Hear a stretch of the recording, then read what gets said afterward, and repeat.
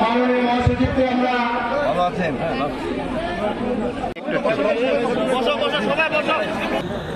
আজকে আপনাদের কাছে আমার অনুরোধ, হিন্দু ভাইদের প্রতি, মুসলমান ভাইদের প্রতি, খ্রিস্টান ভাইদের প্রতি, আপনার বৌদ্ধ ভাইদের প্রতি, বোনদের প্রতি, যে আসুন আমরা নিজের মধ্যে কোনো বিভাজন সৃষ্টি না করি, আমরা সবাই এক হই, একটা লক্ষ্যে যে আমাদের দেশটাকে আমরা গড়ে তুলব, শান্তি প্রতিষ্ঠা করব, ওইখানে গণতন্ত্র প্রতিষ্ঠা করব।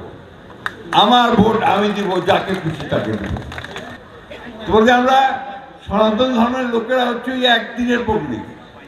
আওয়ামী লীগের কাছে আমরা ওই একদিনই ব্যবহৃত হই, সেটা হচ্ছে ভোটের দিন। ভোটের দিন আমার লাগিবে সেইটা একটা করে। আমি ভাই ওই কথাও বলতে চাই না। আমি বলি যে আমরা সবাই আমরা বিভিন্ন রাজনীতি করতে পারি, কেউ আওয়ামী লীগ করতে পারে, কেউ বিএনপি করতে পারে, কেউ জামাত করতে পারে, সব করতে পারে, তাই না? কিন্তু এটা নিয়ে আমরা বিভাজন সৃষ্টি করবো কেন?